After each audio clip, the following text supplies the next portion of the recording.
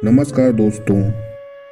आपने महसूस किया होगा कि जो लोग अच्छे कर्म करते हैं वो परेशान रहते हैं, वहीं जो बुरे कर्म करते हैं वो खुशी से रह रहे होते हैं।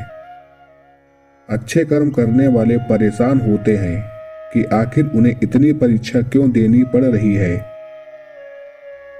जबकि जो अधर्म की राह में हैं वो खुश हैं और जिंदगी का लुत्फ उठा रहे हैं। अगर आपके मन में भी ये सवाल आया है तो आज हम आपको इसका जवाब देंगे। ये जवाब वो है जो भगवत गीता में लिखा गया है और श्री कृष्ण ने अर्जुन को दिया था। भगवत गीता में वर्णित कथा के अनुसार जब भी अर्जुन के मन में कोई दुविधा होती थी तो वो श्री कृष्ण के पास पहुंच जाते थे।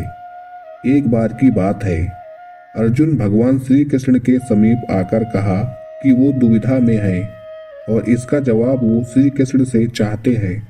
श्री कृष्ण ने पूछा कि क्या सवाल है। अर्जुन ने कहा, मुझे ये जानना है कि अच्छे लोगों के साथ हमेशा बुरा ही क्यों होता है, वहीं बुरे लोग खुशहाल दिखते हैं। अर्जुन के मुंह से ऐसी बातें सुनकर श्री कृष्ण मुस्कुराए और कहा, मनुष्य जैसा सोचता है और महसूस करता है वैसा कुछ नहीं होता, बल्कि अज्ञानता की वजह से वो सच्चाई नहीं समझ पाता। अर्जुन उनकी ये बात समझ नहीं पाए।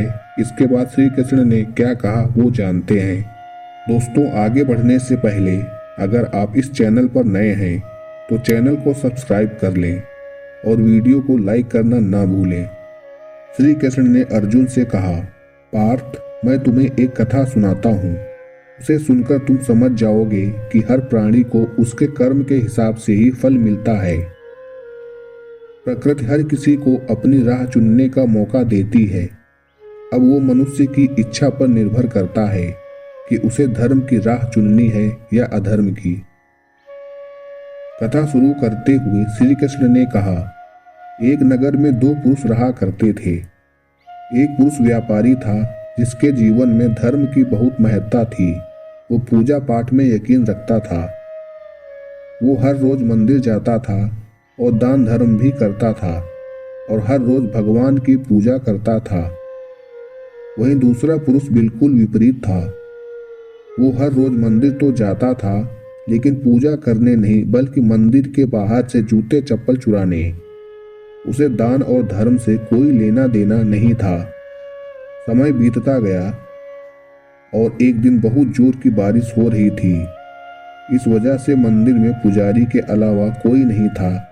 ये बात जब दूसरे पुरुष को पता चली तो उसने कहा कि ये सही मौका है मंदिर का धन चुराने का। पंडित से नजर बचाकर उसने मंदिर का सारा धन चुरा लिया। उसी समय धर्म कर्म में विश्वास रखने वाला व्यक्ति भी मंदिर पहुंचा। दुर्भाग्य से मंदिर के पुजारी ने उसे ही चोर समझ लिया और चिल्लाने लगा। वहां लोग एकत्र हो गए और उसे बहुत मारा। इसी तरह वो बचते बचाते वहां से निकला तो दुर्भाग्य ने उसका साथ वहां भी नहीं छोड़ा। मंदिर के बाहर वो एक गाड़ी से टकरा गया और घायल हो गया। फिर वो व्यापारी लंगड़ाते हुए घर जाने लगा तो रास्ते में उसकी मुलाकात उस पुरुष से हुई जिसने मंदिर से धन चुराया था। उसने कहा, आज तो मेरी किस्मत चमक गई, एक साथ इतना सारा धन मिल गया। ये सब देखकर उसे बहुत बुरा लगा और उसने अपने घर से भगवान की सारी तस्वीरें निकाल दी। कुछ सालों बाद दोनों की मृत्यु हो गई। मरने के बाद जब दोनों यमराज की सभा में पहुंचे और भले पुरुष ने दूसरे व्यक्ति को देखा तो उसे बहुत गुस्सा आया। उसने क्रोधित होकर यमराज से पूछ ही लिया, मैं तो हमेशा अच्छे कर्म करता था, दान में विश्वास रखता था, इसके बदले जीवन भर मुझे अपमान और दर्द ही मिला और इस व्यक्ति को नोटों से भरी पोटली, आखिर ऐसा भेदभाव क्यों? इस पर यमराज ने कहा, पुत्र, तुम गलत समझ रहे हो। जिस दिन तुम्हारी गाड़ी से टक्कर हुई थी वो दिन तुम्हारे जीवन का आखिरी दिन था, परंतु तुम्हारे अच्छे कर्मों की वजह से तुम्हारी मौत सिर्फ एक छोटी सी चोट में बदल गई। तुम इस दुष्ट व्यक्ति के बारे में जानना चाहते हो। दरअसल इसके भाग्य में राजयोग था। मगर इसके कुकर्मों और अधर्म की वजह से वो सिर्फ एक छोटी सी धन की पोटली में बदल गया। कथा सुनने के बाद श्री कृष्ण अर्जुन से कहते हैं, पार्थ, क्या अब तुम्हें तुम्हारे सवाल का जवाब मिल गया? ऐसा सोचना कि भगवान तुम्हारे कर्मों को नजरअंदाज कर रहे हैं, ये बिल्कुल भी सत्य नहीं है। भगवान हमें क्या, कब, किस रूप में दे रहा है, मनुष्य को समझ में नहीं आता। मगर आप अच्छे कर्म करते रहें तो भगवान की कृपा हमेशा बनी रहती है। इसलिए अच्छे कर्मों को कभी नहीं बदलना चाहिए, क्योंकि उसका फल हमें इसी जीवन में मिलता है।